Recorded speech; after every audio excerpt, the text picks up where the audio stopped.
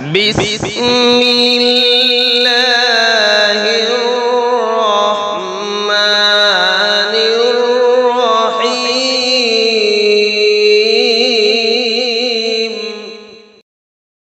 الحمد للہ نحمده ونستعینه ونستغفره ونؤمن به ونتوکل علیہ ونعوذ باللہ من شرور انفسنا ومن سیئات اعمالنا من يهده الله فلا مضل له ومن يضلله هادي له ونشهد أن لا إله إلا الله وحده لا شريك له ونشهد أن سيدنا ومولانا محمدا عبده ورسوله أما بعد أعوذ بالله من الشيطان الرجيم بسم الله الرحمن الرحيم يا أيها الذين آمنوا اتقوا الله وكونوا مع الصادقين صدق الله العظيم.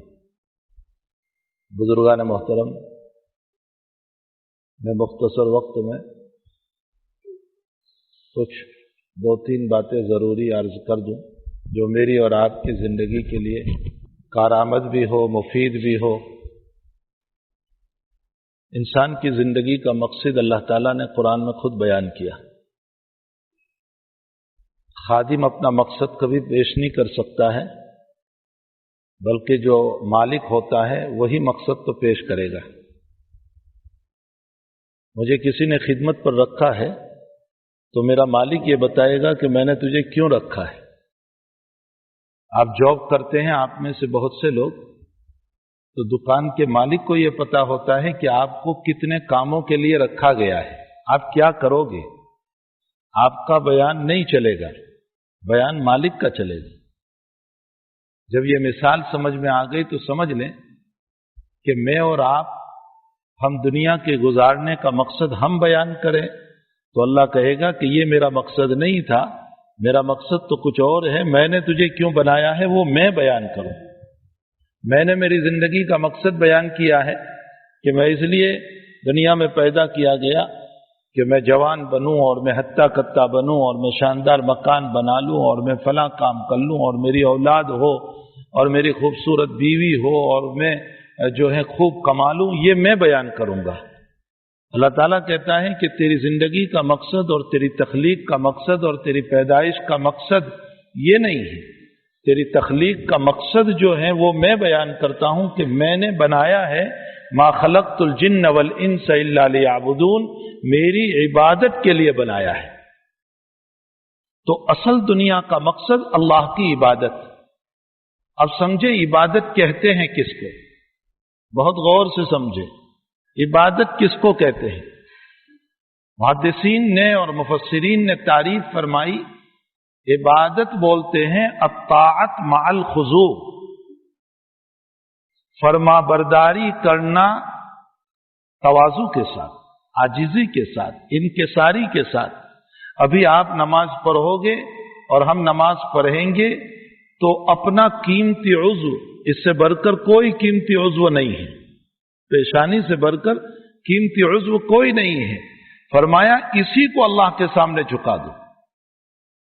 الطاعت مع الخضوع، خضوع، عاجزی، فروتنی، انکساری کے ساتھ عبادت اور اطاعت کرنا، اس کو کہا جاتا ہے عبادت.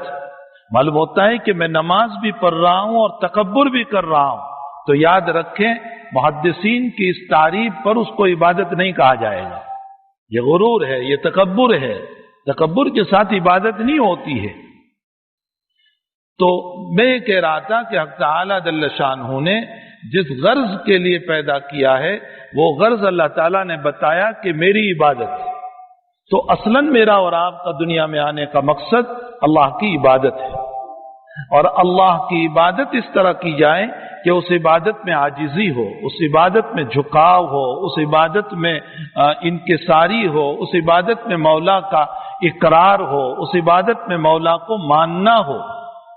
اور پھر وہ مولا اس عاجزی، اس تواضع، اس انکساری کی بنیاد پر ذرا سے عمل پر بہت کچھ دے دیتا ہے.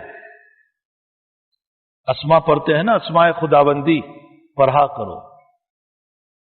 ابھی میں اپنے ساتھیوں سے گاڑی میں کہہ رہا تھا کہ حضرت مجدد الفسانی رحمت اللہ علیہ کو کسی مرید نے خط لکھا کہ حضرت میں بہت تدریس کا کام دے رہا ہوں، یعنی خوب پڑھا رہا ہوں، بہت تبلیغ کر رہا ہوں، बहुत ज्यादा काम कर रहा हूं।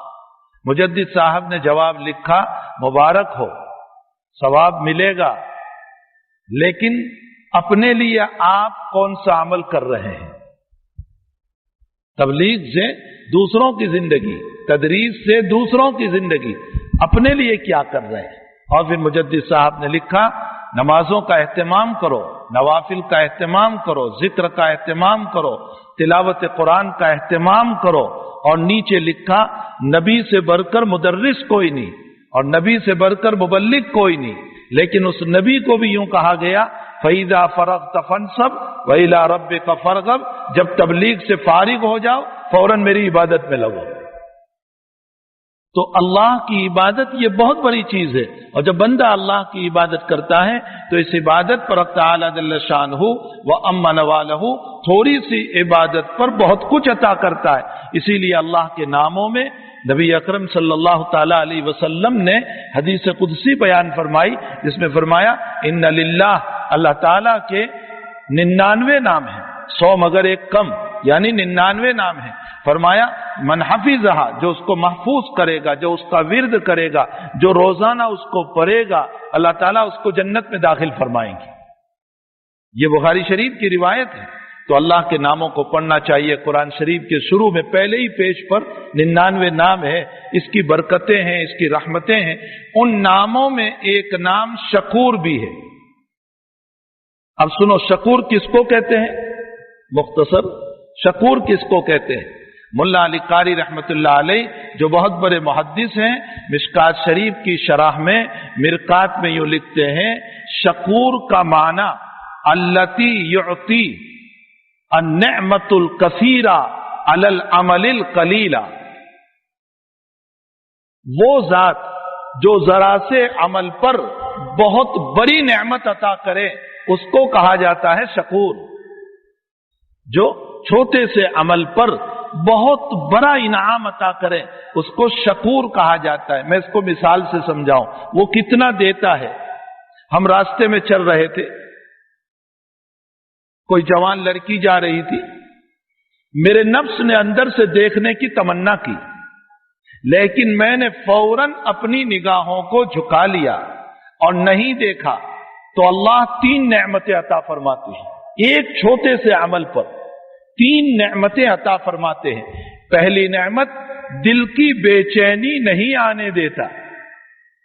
देखेंगे तो बेचैनी होगी, जब देखा ही नहीं तो बेचैनी क्या होगी? फरमाया, दिल की बेचैनी से हिफाजत कर लेता है। और इंसान की परेशानी दिल की बेचैनी की बुनियाद पर है, तो बेचैनी से बच जाता है। एक नेमत हो गई। दूसरी नेमत, नबी करीम सल्लल्लाहु ताला अलैहि वसल्लम का इरशाद गिरामी है कि हदीस कुदसी है कि जो बदनजरी से, गलत निगाह से अपने आप को बचा लेता है, अल्लाह जल्ल शानहू उसके कल्ब में ईमान की चाशनी दे देते हैं, हलावते ईमान उसको नसीब कर देते हैं, ईमान का मिठास उसको दे देते हैं, उसको मजा आता है नमाज में, उसका जी चलता है नमाज की तरफ, कुरान की तिलावत की तरफ। ये सही रिवायत हदीस कुदसी का मतलब जबान मोहम्मदुर रसूलुल्लाह की, कलिमात अल्लाह के। क़ालन नबी सल्लल्लाहु अलैहि वसल्लम इन्नल्लाह तबारक व तआला यक़ूल, नबी फरमाते हैं कि अल्लाह यूं कह रहा है कि जो अपनी निगाहों की हिफाजत कर लेगा, अल्लाह ताला कहते हैं मैं उसको हलावत ईमानी अता करूंगा, ईमान की चाशनी और मिठास अता करूंगा। 2 नेमतें हो गई, एक तो बेचैनी से हिफाजत, एक हलावत ईमानी। तो अब साथ साथ मुल्ला अली कारी इस हदीस शरीफ की शरह करते हुए फरमाते हैं कि अल्लाह की जात से बाईद है कि जिसको ईमान की हलावत दे दी हो, मरते वक्त उसकी ईमान की हलावत ले ले, ऐसा नहीं हो सकता। मालूम होता है कि जब हलावत ईमानी दी है तो यकीनन उसका खात्मा भी ईमान ही पर होगा। 3 नेमतें हो गई।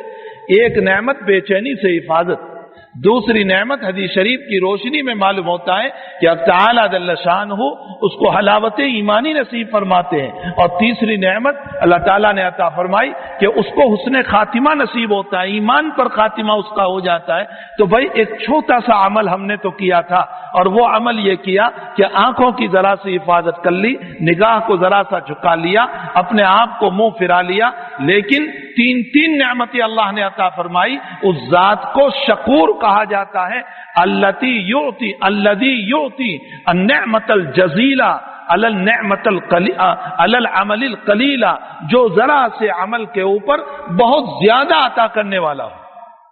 मैं और एक मिसाल दूं, मैंने और आपने अपने एक गुनाह पर तौबा कर ली, चलो अल्लाह ताला ने हमें तौबा नसीब कर ली और मैंने अल्लाह से तौबा की। अल्लाह यकीनन कोई बंदा इसमें यह नहीं कह सकता है कि मैं मासूम हूं, मैं पाक हूं, मुझसे कोई गुनाह नहीं होता, इसलिए कि दुनिया में बसने वाला सिवाय अंबिया किराम अलैहिमुस्सलात व तस्लीम सब के सब कुछ न कुछ होता रहता है, कुछ न कुछ होता रहता है। लेकिन अल्लाह के हबीब पाक सल्लल्लाहु अलैहि वसल्लम का इरशाद गिरामी है कि बेहतरीन इंसान वो है जो अल्लाह से माफी मांगने वाला हो।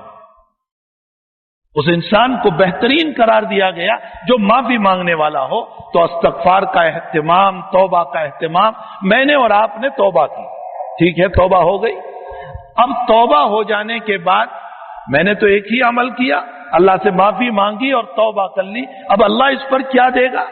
हक तआला जल्ल शानहू की तरफ से पहली नेमत मिलेगी माफी की कि अच्छा मैं तुझे माफ कर देता हूं।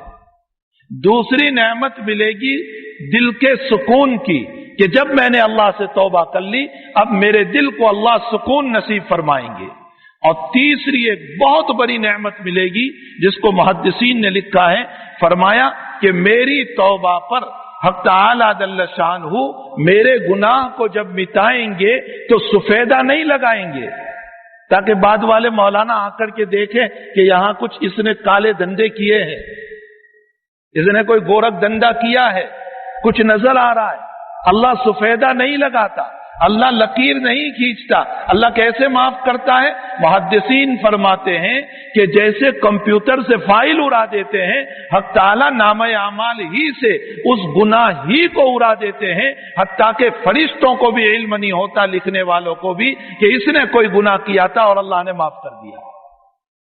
तो एक तौबा ही का तो अमल हुआ, लेकिन इस तौबा के अमल पर हक तआला जल्ल शानहू ने हमें तीन बातें अता फरमाई। नंबर एक तो ये है कि उसने माफ किया, नंबर दो दिल का सुकून नसीब हुआ, और नंबर तीन हक तआला की तरफ से वो माफी हमें नसीब हो गई कि जिस माफी का पता, जिस गुनाह का पता न फरिश्ते को चला न किसी इंसान को चला। इसीलिए बुखारी शरीफ की रिवायत है, ये हजरात अकाबिर उलमाए किराम मौजूद हैं, आप इनसे पूछ लीजिए कि कयामत के दिन नबी करीम सल्लल्लाहु अलैहि वसल्लम अपने एक बंदे को बुलाएंगे और बुलाकर उसके कंधे पर हाथ रखेंगे और चुपके चुपके उसके गुनाह गिनवाएंगे और कहेंगे तूने ये भी किया था, ये भी किया था, ये भी किया था।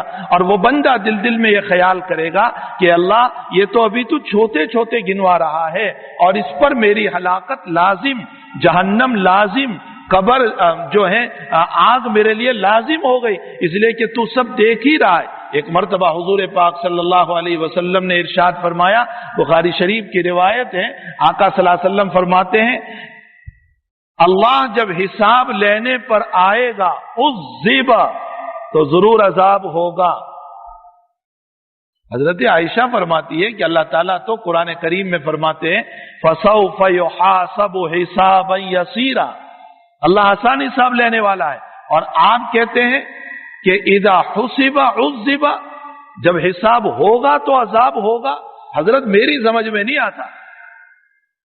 तो अल्लाह के हबीब पाक साहब ने फरमाया आयशा अल्लाह तेरे दफ्तर को, तेरी बुक को, तेरे नामे अमाल को ले और कोई सफ़े पर सवाल न करे, ये तो आसान हिसाब है। लेकिन अगर सफा खोल कर, वरक खोल कर, पेज खोल कर उसने पूछ लिया कि ये काम तूने क्यों किया था, तो ए बंदे तुझसे जवाब नहीं बन पाएगा।